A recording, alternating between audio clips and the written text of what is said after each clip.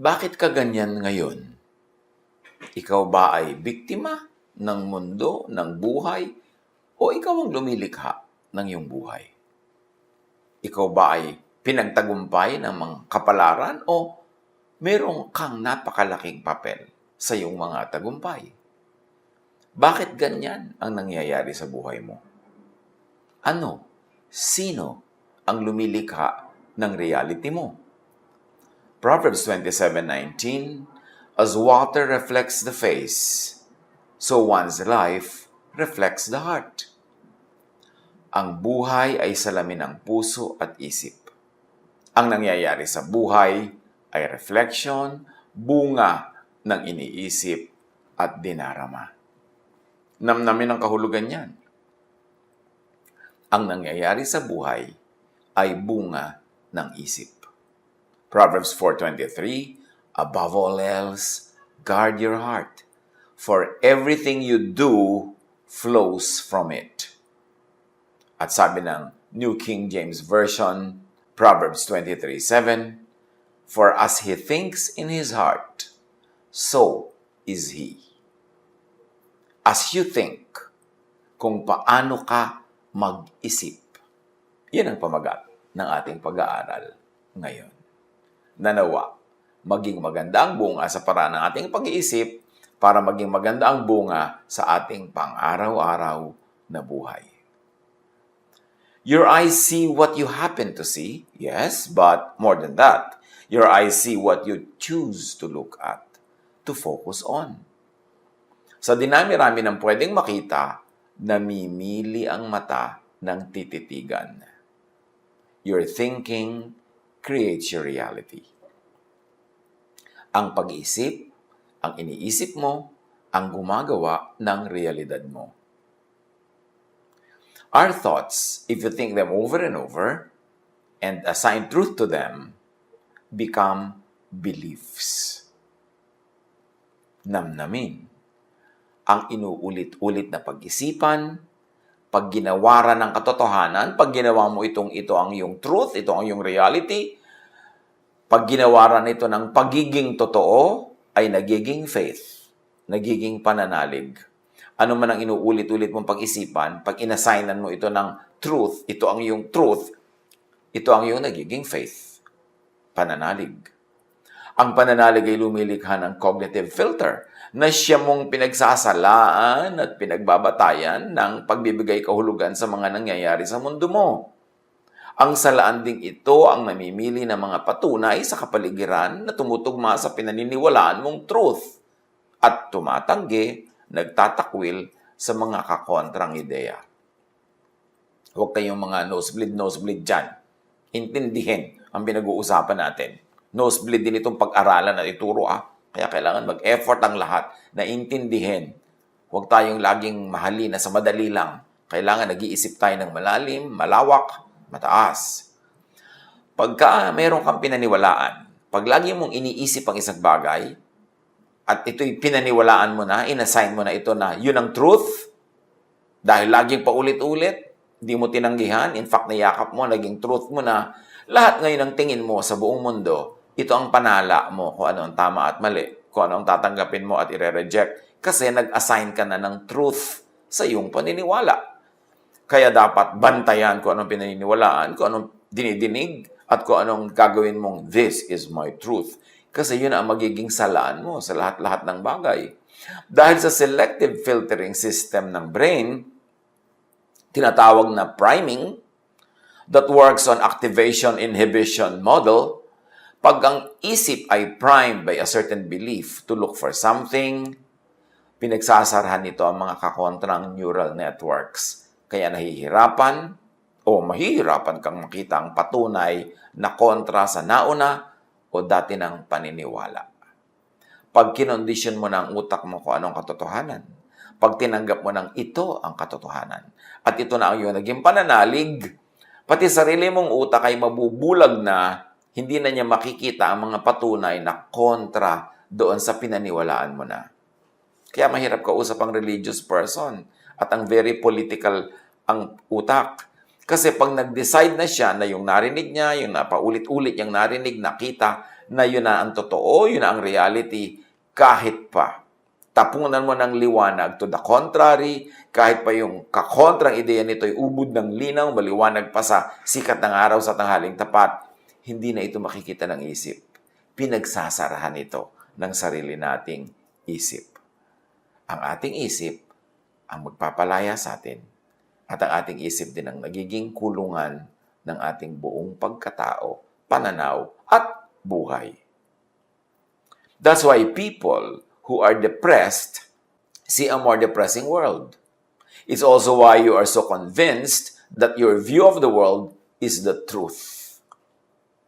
Ito rin ang sanhi, kaya ang tao ay kumbinsido na ang pananaw niya ang siyang tanging katotohanan. Kasi sa katatanggap niya ng tinanggap niya, kauulit-ulit nito at pag-a-assign niya dito ng ito yung truth, nagsara na ang utak niya sa ibang ideya, lalo ka kontra doon sa niyakap na niyang ideya. Kaya napakahalaga na laging nire-review ang ating pinaniniwalaan, ang ating pinaninindigan. What most people don't realize is that they are participating in creating their own version of the truth. Pero akala nila, yun na lang ang kaisa-isang truth. Kaya dapat pag-ingatan ang iniisip at dinarama. Malamang na pag pinaulit-ulit ito, yan ang magiging reality or truth mo. At yan ang ginagawa ng maraming organized religions, of course. Paulit-ulit. Indoctrination. Almost brainwashing. At kung bata ka pa, nagsimula na ito nadidinig mo sa school, sa church, sa pamilya, ito na ang magiging truth mo. Kaya iba-ibang parts of the world, iba-iba ang truth ng mga tao, nagyagyara-gyara, nagpapatayan for the truth. At ano yung the truth na yon? Yung truth na tinanggap nila sa kanilang isip. At tinatanggihan na ng kanilang isip yung ibang bagay kahit ubod ng linaw na tama yun. Kasi nabulag na ng pananalig ang pag-iisip. Proverbs 4:23, above all else, guard your heart, for everything you do flows from it. Guard your mind, guard your belief, guard your idea, because everything you will do will be shaped by your belief. Proverbs 6:14, who plots evil with deceit in his heart, he always stirs up conflict. Mula sa isip, tungo sa salita at sa gawa. Pagka deceitful at quarrelsome yung isip, ang action niya magiging deceitful and quarrelsome. Natural. Proverbs 27:19, as water reflects the face, so one's life reflects the heart. Ang buhay ay salamin ng puso at ng isip. Ang nangyayari sa buhay ay reflection, bunga lang ng iniisip at dinarama. Nandyan ka dahil inisip mong dapat ay nandyan ka at inisip mong pupunta ka dyan. Nandyan ka dahil pinaniwalaan mo yan ang best para sa'yo. Nanalig ka, so ginagawa mo.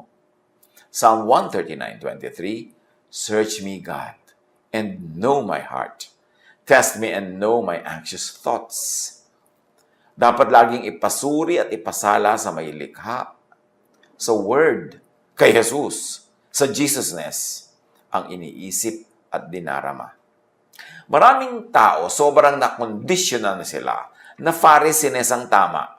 Kaya pag tinuruan mo ng Jesusness, nire-reject si Jesus.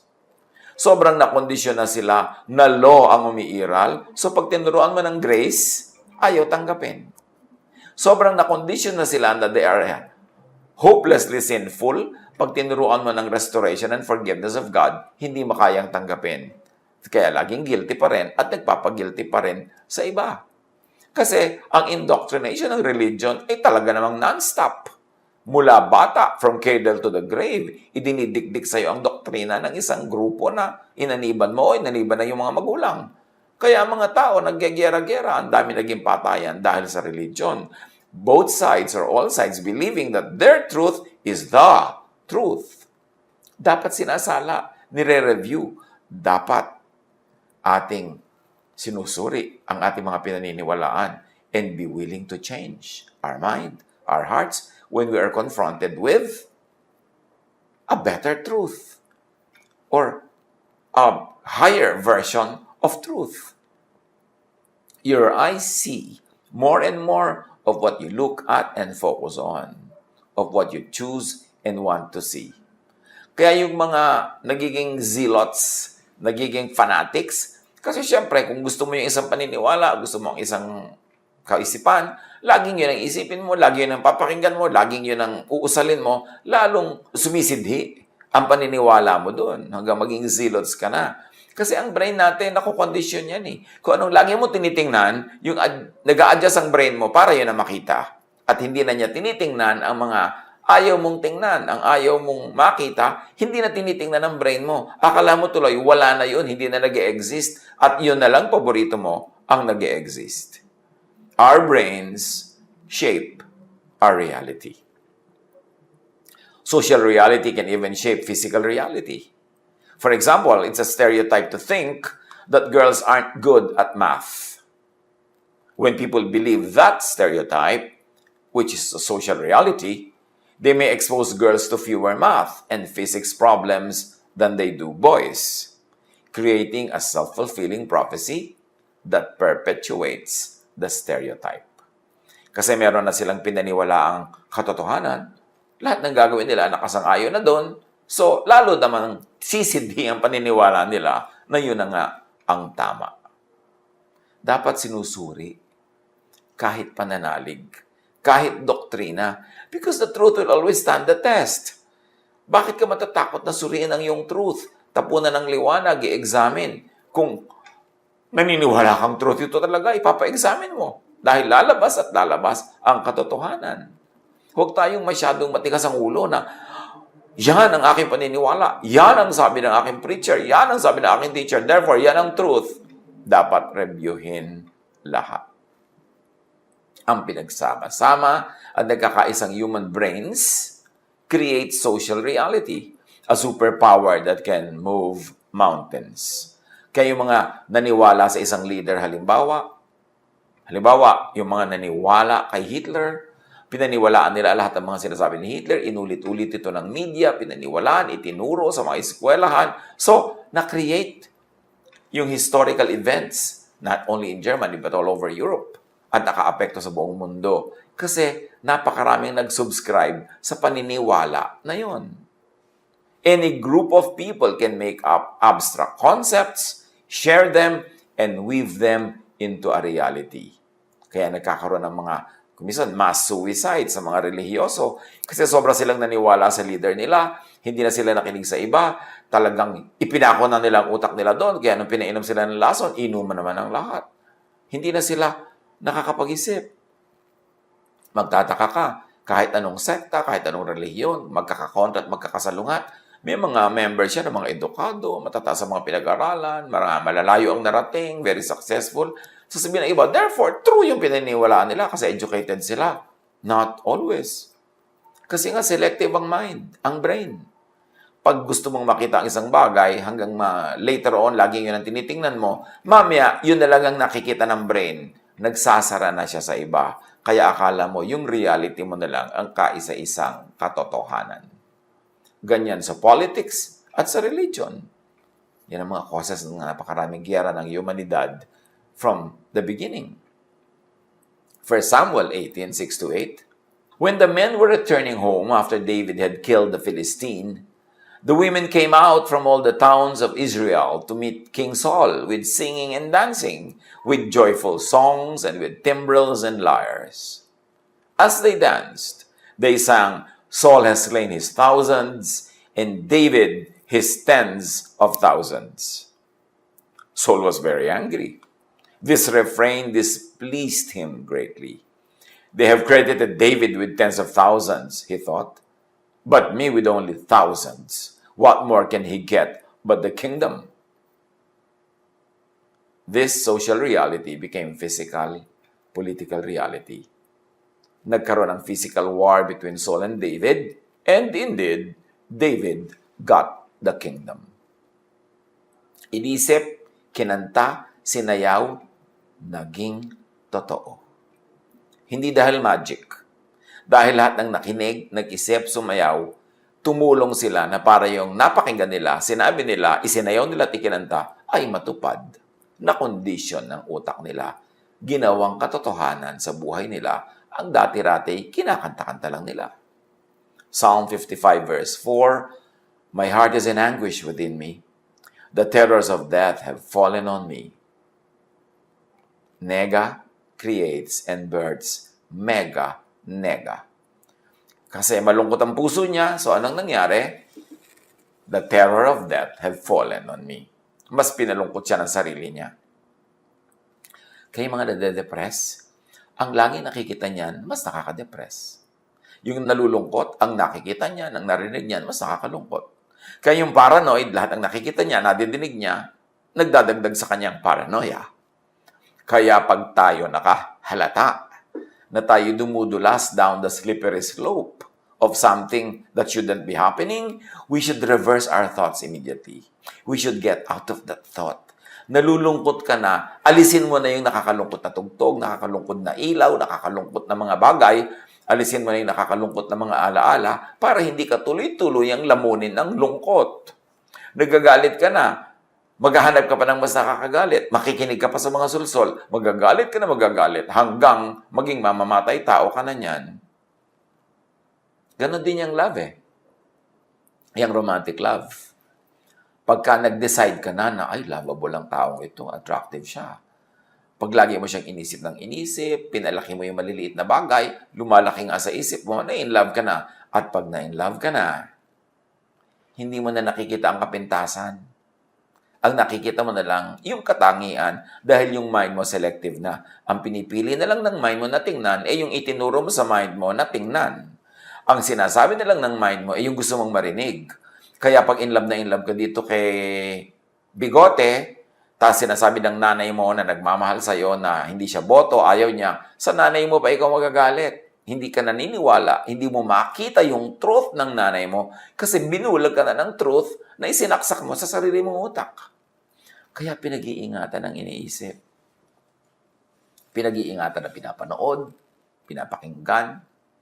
Kasi pag pinakinggan mo ng pinakinggan at tinanggap mo, at inassignan mo ng truth, na ito na ang truth ko, ang utak mo wala nang ibang aaproban kundi yung sang-ayon doon sa desisyon na yon. Tatanggihan niya, tatakpan, hindi na papapasukin ang mga salungat na ideya. Hanggang maging bigot ka na, maging one-sided brain ka na, maging one-sided utak and thinking, hanggang maging bias ka na.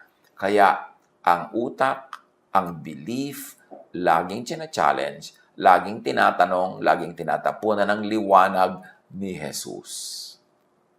Kaya napakasidhi at napakalupit ng mga religious wars, religious quarrels. Sa sariling pamilya, mga magkapatid nagtatakwilan. Sa sariling church, nagbabatuhan, nagsasakitan.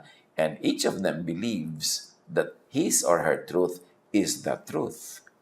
Kasi dinedeceive tayo ng ating isip. Una, ikaw ang nangyayari, ikaw ang nakakapangyari, pinapasunod mo yung isip mo, pero mamaya yung isip mo na ang kokontrol. Kasi nalaman na niya yung cue mo. Nalaman na niya kung anong gusto mo. Yun na ngayon ang ibibigay sa'yo. Yung gusto mo nang makita ang makikita mo. Pag gusto mong makita ang negative ang mundo, puro nega ang makikita mo. Pagka negative ang isang tao, negative na lang ang makikita mo. Bulag ka na sa kanya mga positive. Kasi ganyang brain mo nag-a-adjust sa iniisip mo. To the point na kung ano ang gusto mong isipin, yun na lang ang pinapaisip sa'yo at pinagsasarhan na ng utak mo ang ibang bagay. Ganyan-ganyan sa religion, ganyan-ganyan sa politics, ganyan-ganyan sa social norms. Kaya napakahalagang laging sinusuri ang pag-iisip. Psalm 55 verse 4, tulad ng binasa na natin, My heart is in anguish within me. The terrors of death have fallen on me. Bakit? Yung heart dyan, ibig sabihin din yan, mind. Yan ang iniisip mo, yan ang mangyayari. Ang kinakatakutan mo, matutupad. Kasi yun ang ngayon nakahanapin ng utak mo at i-offer sa'yo. What and how you think shapes your mind accordingly. Pagka isip ka ng isip, yung mind mo nag-a-adjust, yun na lang i-accommodate niya. Yun na lang ang gusto niyang isipin at yun na lang ang ipapaisip sa'yo. Our minds aren't passive observers, simply perceiving reality as it is. Our minds actually change reality. Probably the best known way the mind shapes reality is the placebo effect, where people get better if they simply believe that they are being treated for a disease. Marami na experiments niyan. Group A ng pasyente, paiinumin ng gamot. Group B, paiinumin ng hindi tunay na gamot. Isa lang na neutral something, whatever it is, pero pinaniniwala silang gamot ang iniinom nila. At pag naniwala sila doon, gumagaling nga. Ang laking bagay ang sinasabi ng mga experiments na yan, na ang iyong paniniwala nagiging totoo. Na napakamakapangyarihan ang pananalig. Kaya nga sabi ni Jesus, believe, command this mountain to throw itself into the sea, and it will. It will become your reality. Pain is highly responsive to each person's psychology and mindset.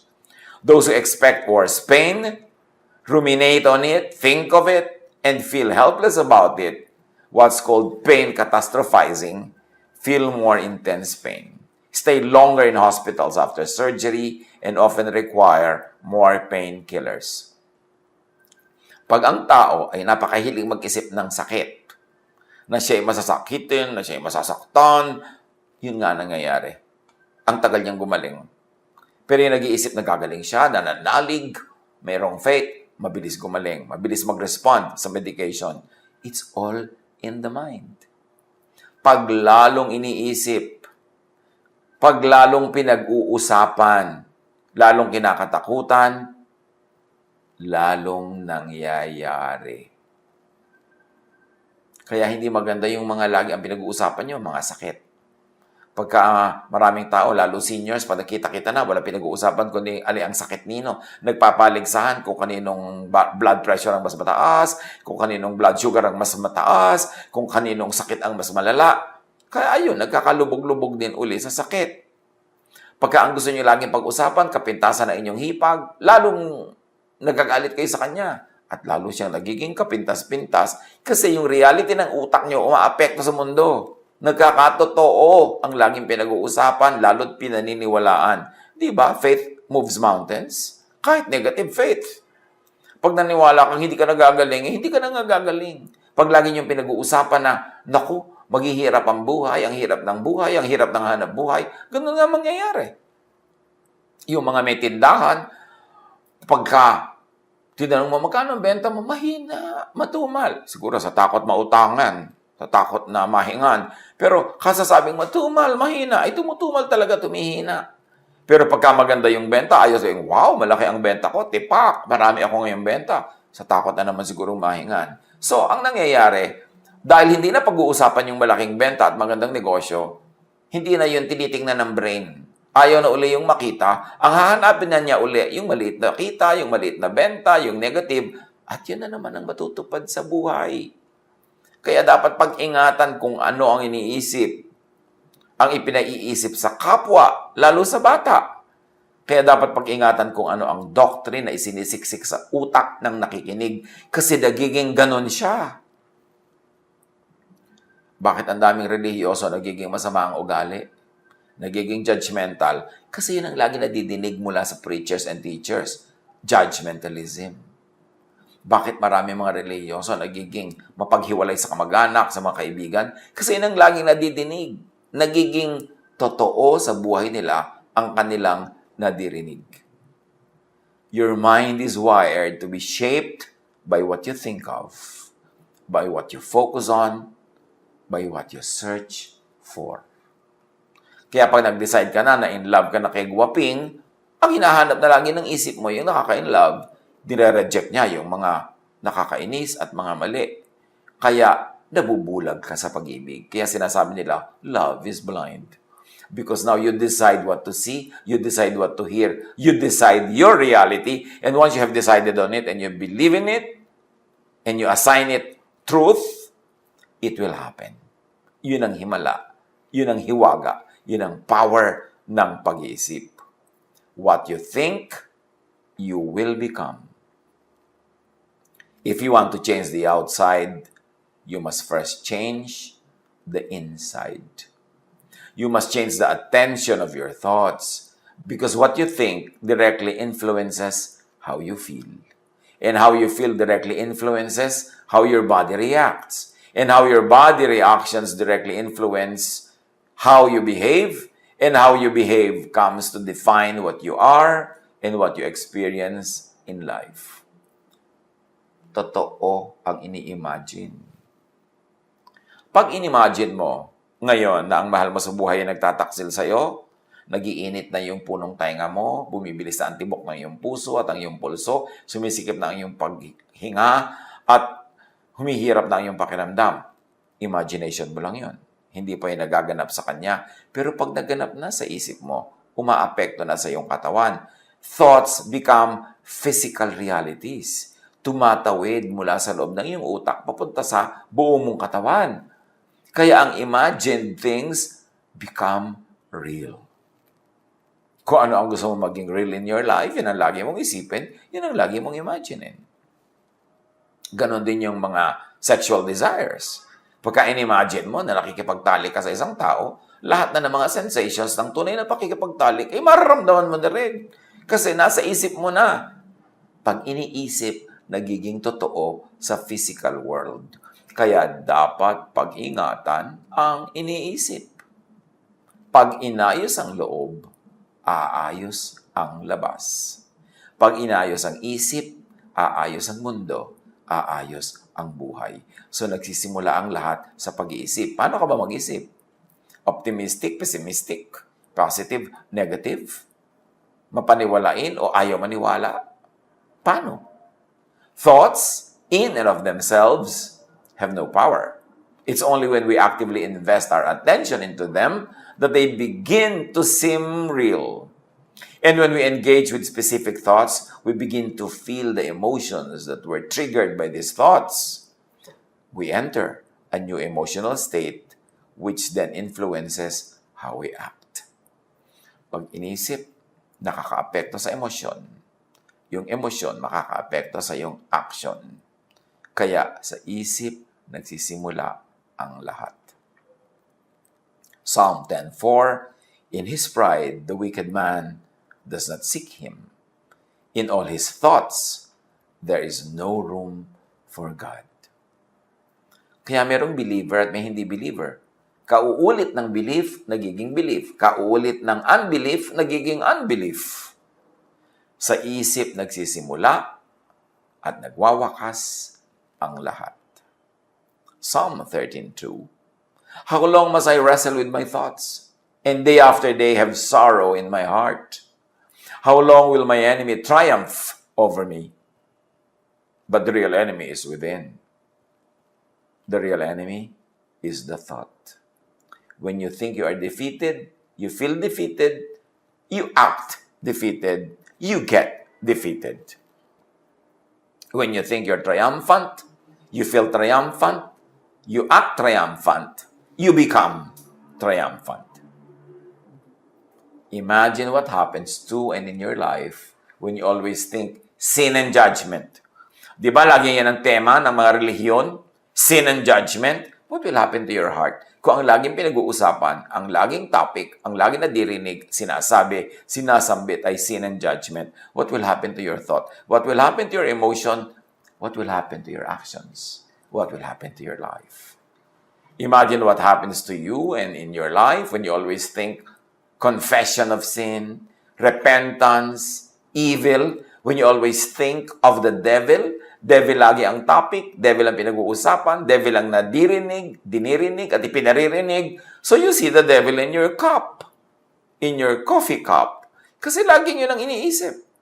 Ano ang nangyayari sa iyong isip, sa iyong emosyon, sa iyong action, kung ang laging issue ay end of the world, death, spiritual warfare? Pagka ang laging focus ang iyong religious activity ay warfare, pati sa prayer, warrior ka. Ano nangyayari? Natatahimik ka o hindi? Natatakot ka o hindi? Nagugulo ka o napapayapa? Kung anong pinag-iisip, yun ang nadarama. Ang nadarama nagiging action. Ang action nagiging lifestyle. Observe what counselors and other prayer warriors hear, think of, and pray for, and how these things affect their own lives. Kaya maraming counselors, mga taga-dasal, mga so-called intercessors, etc., ay depressed. Kung walang defense mechanisms, kung walang filters, kung walang distressors at detox, nadadala nila sa buhay nila yung mga nadidinig nila laging problema. Nadadala nila yung nadidinig nila at pinag-uusapan at ipinagdarasal into their thoughts. Nadadala ng thoughts nila into their feelings and emotions at dinadala ng kanilang feelings and emotions into their actions. In other words, nagmamanifest sa sarili nilang mga buhay, yung mga lagi nilang nadidinig at pinag-uusapang problema ng iba.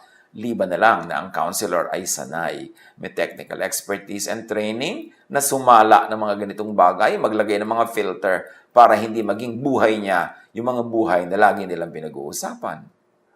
Psalm 55 verse 2, Hear me and answer me.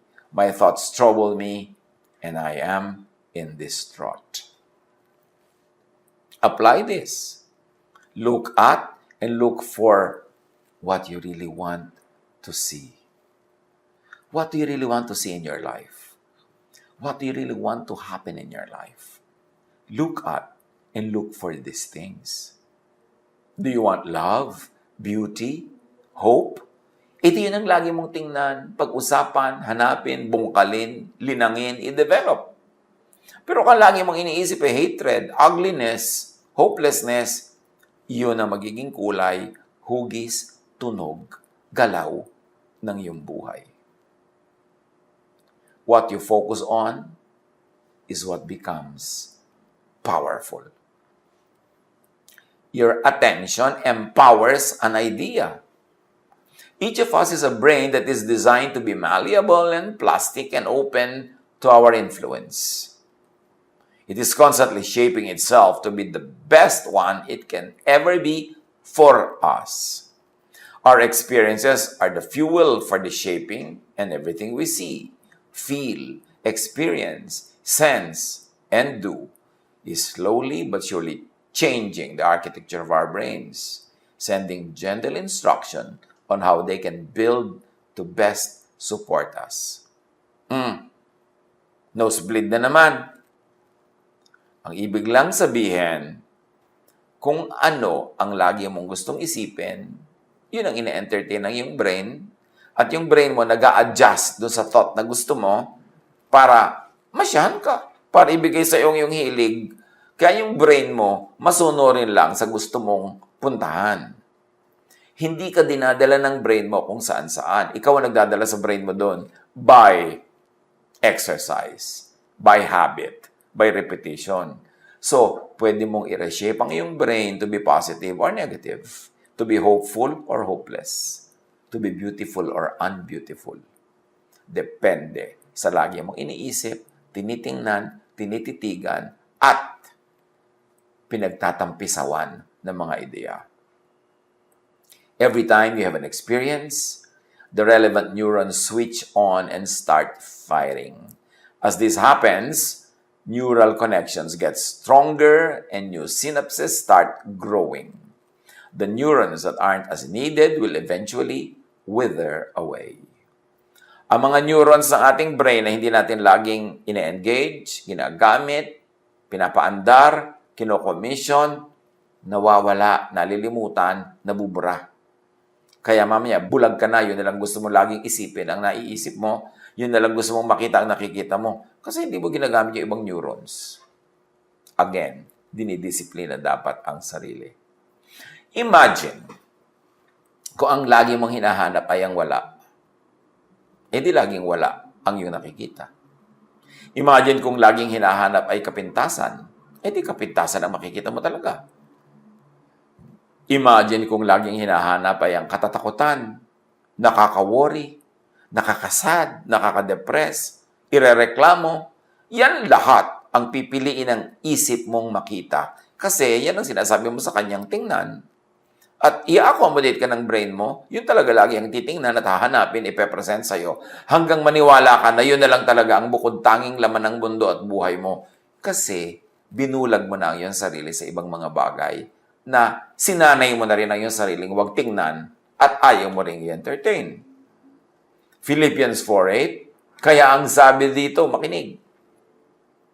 Finally, brothers and sisters, whatever is true, noble, right, pure, lovely, admirable, if anything is excellent or praiseworthy, think about such things. Yan na ang nag-summarize ng kanina pa nating pinag-nosebleedan.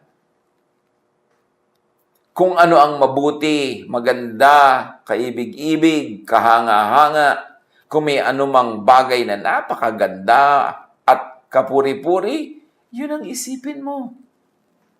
Kasi yun ang mangyayari sa buhay mo. Yun ang magiging thought mo, yun ang magiging emotion mo, at yun ang magiging action mo, at kung anong itinanim aanihin, yun ang aanihin mo, yun ang magiging bunga ng iyong buhay, it will become your life. So kung sad ka ngayon, nag-iisip ka kasi ng sadness, kaya ka dinala dyan.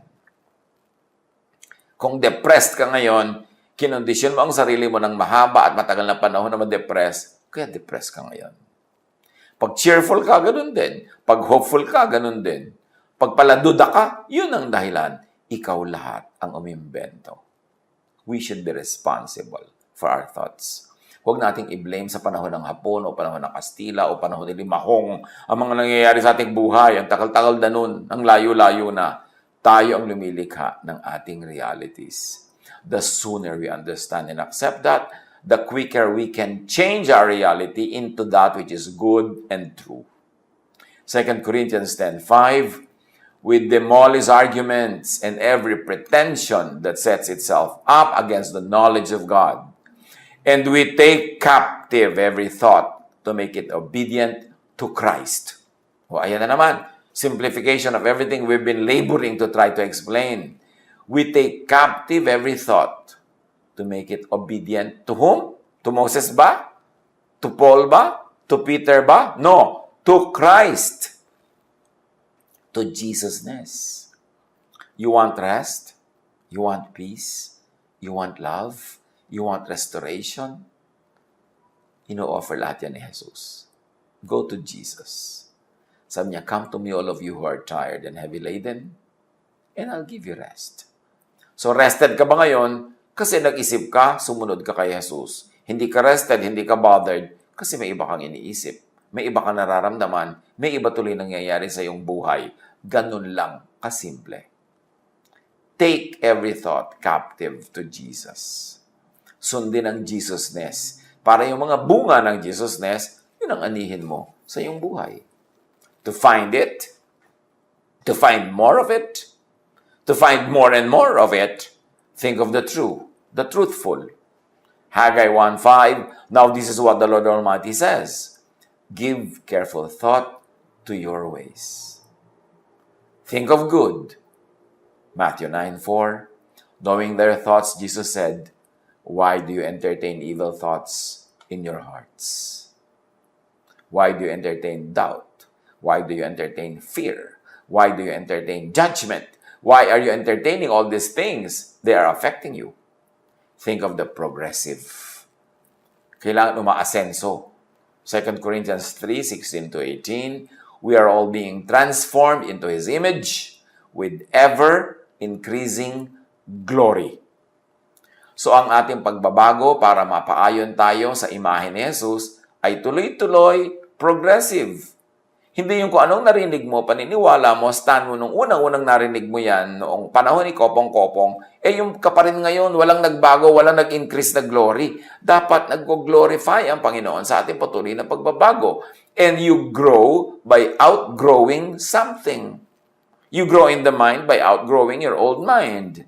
You grow in thought by outgrowing your old thoughts. Huwag matakot magbago ng isip kasi pag hindi ka nagbago ng isip, mabobonsai ka o mafo-fossilize ka, you will never grow from glory to glory. Think of the helpful. the edifying, the enriching. Do not think nega. Luke 5:22, Jesus knew what they were thinking and asked, "Why are you thinking these things in your hearts?" See, lagi ang tinatanong ni Jesus, ba't yan ang iniisip mo? Ba't yan ang laman ng iyong puso? Think of the loving. Think of Jesusness. Romans 12:2, do not conform to the pattern of this world. At ang mga parenthetic expressions ay ating suggested reading. Do not conform to the pattern of this world, the Pharisaic, but be transformed by the renewing of your mind into Jesusness. Then you will be able to test and approve what God's will is, His good, pleasing, and perfect will. Kay Jesus makinig.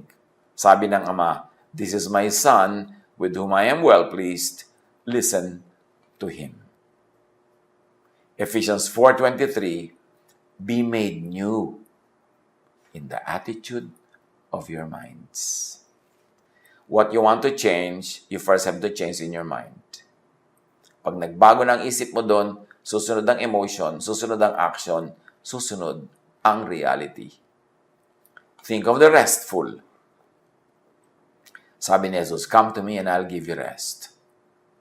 Think Jesusness. Think of the peaceful. Sabi ni Jesus, "My peace I give to you." Think Jesusness.